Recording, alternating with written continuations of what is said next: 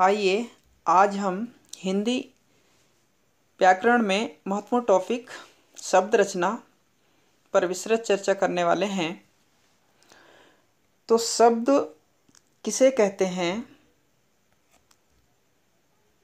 वर्णों के सार्थक समूह को क्या कहते हैं? शब्द कहते हैं।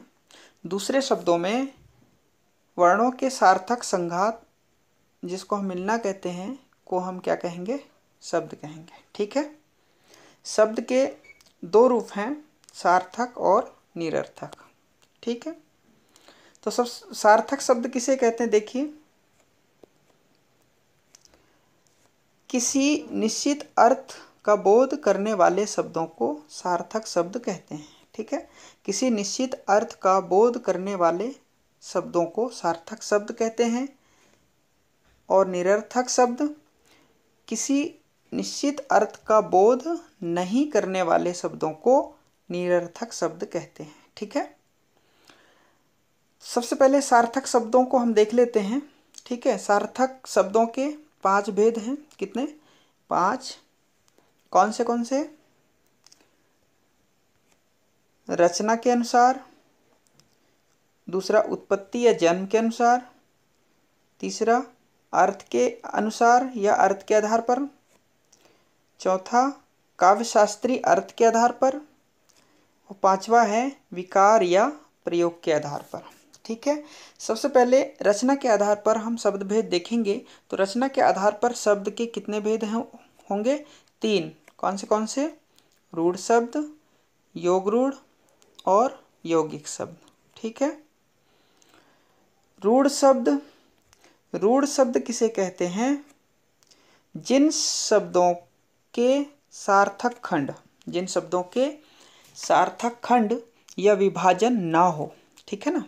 जिन शब्दों के सार्थक खंड या विभाजन ना हो सके और जो अन्य शब्दों के मेल से ना बने हो, उन्हें हम क्या कहते हैं? रूढ़ शब्द कहते हैं। ठीक है। जैसे चावल शब्द है, चावल में अगर हम अलग अलग करेंगे तो चा प्लस वल, तो इन दोनों का कोई अर्थ नहीं निकल रहा है। ठीक है। उसी प्रकार अगर हम चाव लिख दें और ला लिख दें तो भी इन दोनों का कोई अर्थ नहीं निकल रहा है। ठीक है। निरर्थक खंड होंगे। अतः चावल जो शब्द है वह कौन सा शब्द होगा? रूढ़ शब्द होगा। कौन सा शब्द होगा? रूढ़ शब्द होगा। और भी अन्य शब्द हैं, दिन, घर, मुंह, घोड़ा। ठीक है ना। और भी अनेक शब्द हो सकते हैं रूढ़ शब्द। ठीक। अगला देखिए, योग रूढ़। कौन सा शब्द? योग रूढ़ शब्द। ठीक है।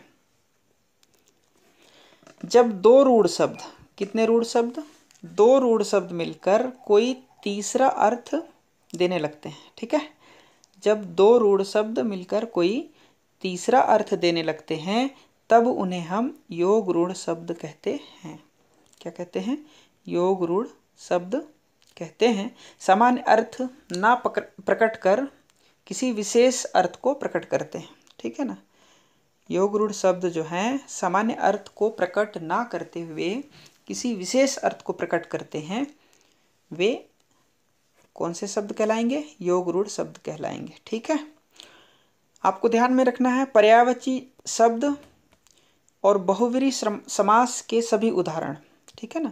पर्यायवाची शब्द और बहुव्रीहि समास के सभी उदाहरण योग रूढ़ शब्द होंगे। ठीक। आपको ध्यान में रखना है।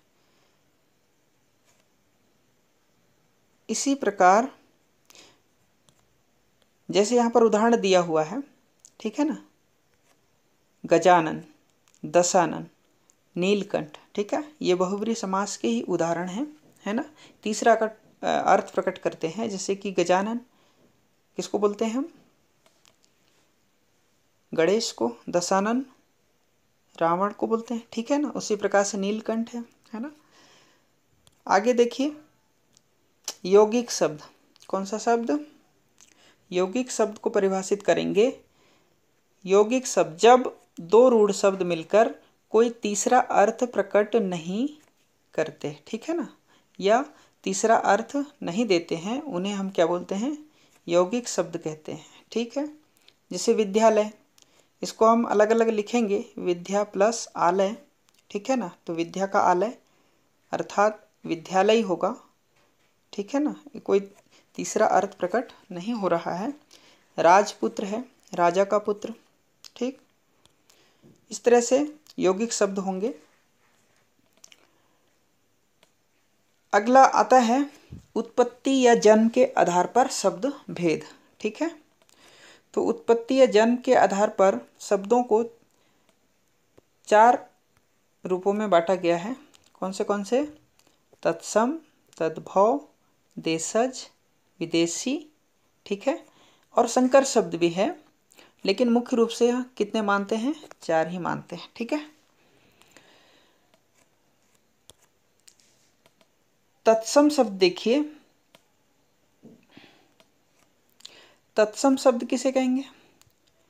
उसके समान। किसके समान? उसके समान, अर्थात संस्कृत के समान, ठीक है ना। हिंदी में अनेक शब्द संस्कृत से सीधे आए हैं और आज भी उसी रूप में प्रयोग किए जा रहे हैं, ठीक है।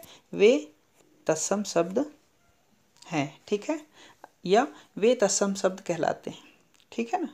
जैसे अग्नि, वायु, माता, पिता, रवि और भी अन्य शब्द होंगे।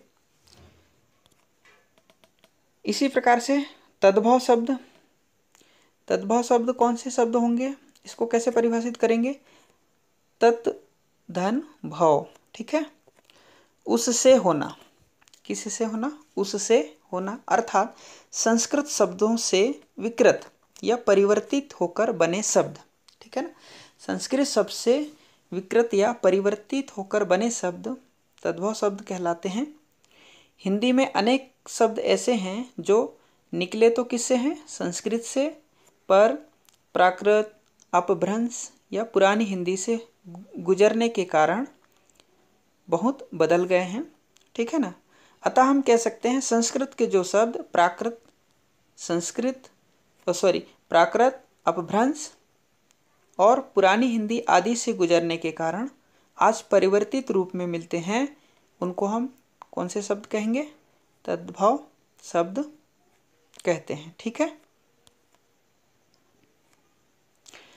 जैसे संस्कृत के शब्द हस्त, ठीक है ना, प्राकृत में इसको क्या बोलते हैं?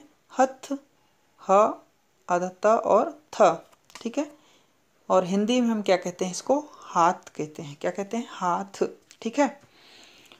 तो ये तद्भव शब्द हैं। इसी तरह से अनेक शब्द हम देख सकते हैं उदाहरणों के माध्यम से, ठीक है। देशज शब्द या देशी शब्द, देशज शब्द देश में जन्मा, ठीक है ना, देश प्लस जा अर्थात देश में जन्मा, जिसकी उत्पत्ति देश में ही हुई हो। अतः ऐसे शब्द जो क्षेत्रीय प्रभाव के कारण परिवर्तित या आवश्यकता अनुसार बनकर प्रचलित हो गए हैं, देशी या देशज शब्द कहलाते हैं, ठीक है।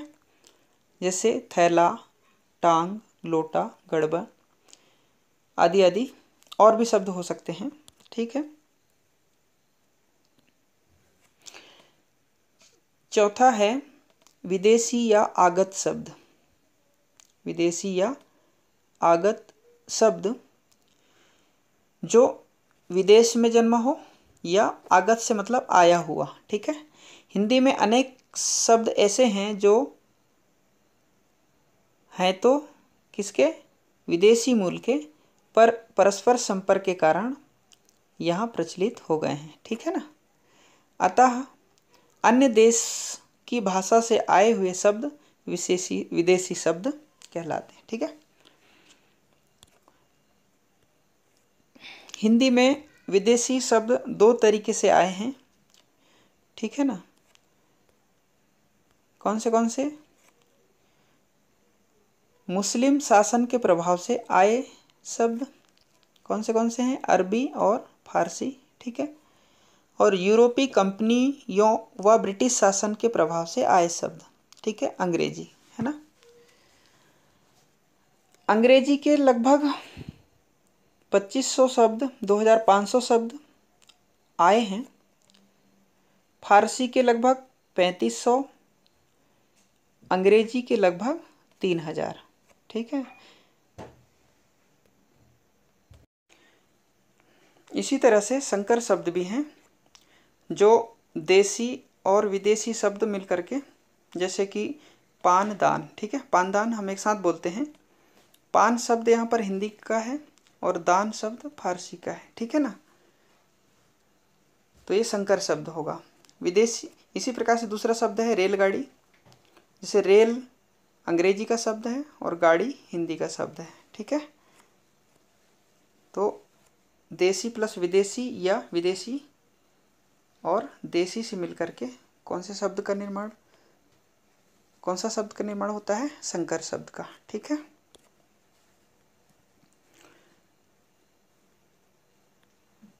आगे देखिए, अर्थ के आधार पर शब्द के प्रकार, ठीक है। अर्थ के आधार पर शब्द के 5 प्रकार बताए गए हैं। कितने? 5। एकार्थी, अनेकार्थी, समानार्थी या पर्यायवाची, विलोम शब्द और समोच्चारित भिन्नार्थक शब्द, ठीक है। एकार्थी शब्द जो एक ही अर्थ प्रकट करता हो, है ना। ऐसे शब्द जो एक ही अर्थ प्रकट करता हो वे एकार्थी शब्द होते हैं। व्यक्तिवाचक संज्ञा के शब्द एकार्थी शब्द होते हैं, जैसे गंगा, पटना, राधा, ठीक है। अनेकार्थी शब्द कौन से शब्द होंगे? वे शब्द जो एक से अधिक अर्थ प्रकट करते होंगे, ठीक है, करते हों। जैसे हार, तो हार को हम गले की हार भी कह सकते हैं और पराजय भी कह सकते हैं, ठीक है ना। उसी प्रकार से समानार्थी या पर्यायवाची शब्द जो समान अर्थ प्रकट करते हो, क्या करते हो? समान अर्थ प्रकट करते हो। जैसे हम सूर्य को रवि भी कहते हैं, भानु भी कहते हैं, सूरज भी कहते हैं और प्रभाकर भी कहते हैं, ठीक है। इसी तरह विलोम शब्द जो विपरीत अर्थ प्रकट करता हो, क्या करता हो? विपरीत अर्थ प्रकट करता हो। जैसे दिन का रात हो जाएगा, छोटा का बड़ा, ठीक है। और समोच्चारित भिन्नार्थक शब्द ऐसे शब्द जिनका उच्चारण एक जैसा हो परंतु अर्थ कैसे हो? अलग अलग हो, ठीक है। जैसे यहाँ पर अंश लिखा हुआ है, अंश को हम क्या कहते हैं? भाग कहते हैं। और दूसरा अंश जिसको हम क्या कहते हैं? कंधा कहते हैं। उच्चारण दोनों को कैसे हैं? समान है, किंतु अर्थ दोनों के अलग अलग हैं, ठीक है। आगे हम देखेंगे काव्यशास्त्री अर्थ के आधार पर। काव्यशास्त्री अर्थ के आधार पर शब्द के 3 प्रकार बताए गए हैं। शब्द का अभिधा रूप, है ना, और शब्द का लक्षण रूप, शब्द का व्यंजना रूप, ठीक है। शब्द का अभिधा रूप आप देखिए, जहाँ किसी शब्द का सीधा रूप प्रस्तुत किया जाए, ठीक है ना। जैसे राम कक्षा का अच्छा लड़का है। राम कैसा है? कक्षा का अच्छा लड़का है। तो ये बिल्कुल अभिधा रूप हो गया, ठीक है। और लक्षणा रूप, जहाँ किसी शब्द को कहने के लिए उसके लक्षण में कोई दूसरा रूप प्रस्तुत कर दिया जाए, ठीक है ना। जैसे राम कक्षा का शंकराचार्य है, ठीक है। शंकराचार्य है नहीं, लेकिन उसको हमने क्या कहा? राम कक्षा का क्या है? शंकराचार्य है, ठीक है ना। तो ये कौन सा रूप हो जाएगा? लक्षणा रूप हो जाएगा। इसी तरह से शब्द का व्यंजना रूप, इसमें व्यंग्यात्मक रूप प्रस्तुत करते हैं।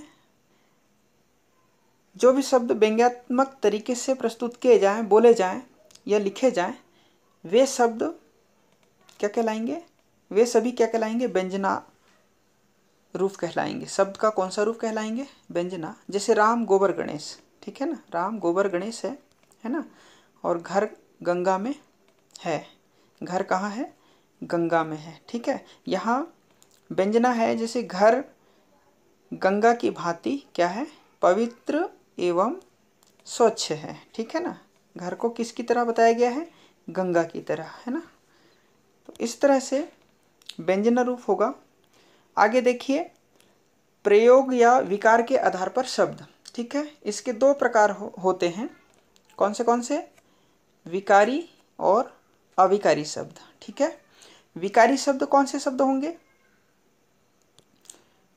विकारी शब्द वे शब्द जिनमें लिंग, वचन व कारक के आधार पर मूल शब्द का क्या हो जाता है, रूपांतरण हो जाता है। क्या हो जाता है, रूपांतरण हो जाता है, ठीक है ना। उसे हम विकारी शब्द कहते हैं। जैसे लड़का पढ़ रहा है, ठीक है ना, तो ये लिंग के आधार पर हम देखेंगे तो हम क्या बोलेंगे, लड़की पढ़ रही है, ठीक है। वचन के आधार पर हम इसी को कैसे बोल सकते हैं, लड़का दौड़ रहा है, तो बहुत सारे लड़के दौड़ेंगे तो लड़के दौड़ रहे हैं बोलेंगे। इसी प्रकार से लड़के के लिए आम लाओ एक शब्द है, कारक परिवर्तन के रूप में हम इसको कैसे बोल सकते हैं, लड़कों के लिए आम लाओ, ठीक है। सभी संज्ञा, सर्वनाम, विशेषण एवं क्रिया शब्द, है ना, विकारी शब्द होते हैं, आपको ध्यान में रखना है। मैं आगे संज्ञा, सर्वनाम, विशेषण और क्रिया शब्द के और भी वीडियोस अपलोड कर दूंगा, आप उनमें आप देख लीजिएगा, ठीक है ना। इसी प्रकार से अविकारी शब्द, कौन से शब्द, वे शब्द जो अपना अर्थ नहीं बदलते, ठीक है। ऐसे शब्द जो अपना अर्थ नहीं बदलते हैं वे अविकारी शब्द कहलाते हैं। जैसे आज, मैं और भी शब्द हो सकते हैं। सभी प्रकार के अव्यय, है ना, जो व्यय ना हो, अव्यय किसे कहते हैं, जो व्यय ना हो, खर्च ना हो, अर्थात मूल शब्द कह सकते हैं, ठीक है, अविकारी शब्द होते हैं, आपको ध्यान में रखना है, ठीक। क्रिया विशेषण, इसी के जो प्रकार हैं, क्रिया विशेषण अव्यय में आज, कल, अब, कब, परसों, यहाँ, वहाँ, इधर, उधर, कैसे, क्यों, ये भी कौन से शब्द हैं, अविकारी शब्द हैं। कौन से शब्द हैं, अविकारी शब्द हैं। इसी तरह से संबंध बोधक अव्यय, कौन से, संबंध बोधक अव्यय के शब्द भी अविकारी शब्द होंगे। में, से, पर, के, ऊपर, के नीचे, से आगे, से पीछे, की ओर, ठीक है। इसी तरह समुच्चय बोधक अव्यय के शब्द भी अविकारी शब्द होंगे। और, परंतु, या, इसलिए, तो, यदि, क्योंकि, ठीक है। विस्मयादि बोधक के अव्यय भी अविकारी शब्द होंगे। अरे, आह, हाय, ओह, वाह, ठीक है। इस प्रकार से अविकारी शब्द हो गए। और दूसरा है निरर्थक शब्द, ठीक है ना। हमने शब्द के दो प्रकार देखा था। शब्द के कितने प्रकार देखे थे हमने, दो, सार्थक शब्द और निरर्थक शब्द। तो यहाँ निरर्थक शब्द वे शब्द होते हैं जिनका कोई अर्थ नहीं होता, ठीक है ना, बिना अर्थ के, ऐसे शब्द निरर्थक शब्द होते हैं। जैसे राम वाम, रोटी वोटी, पानी वानी, है ना। और क्या कह सकते हैं, बाल वाल, है ना। जितने भी ऐसे शब्द होंगे जिनका हम सामान्य बोलचाल की भाषा में प्रयोग करते हैं, लेकिन सार्थक रूप से हम इन शब्दों का प्रयोग नहीं करते हैं, अर्थात व्याकरणिक दृष्टि से हम इन शब्दों का प्रयोग नहीं करते हैं। इस प्रकार से हमने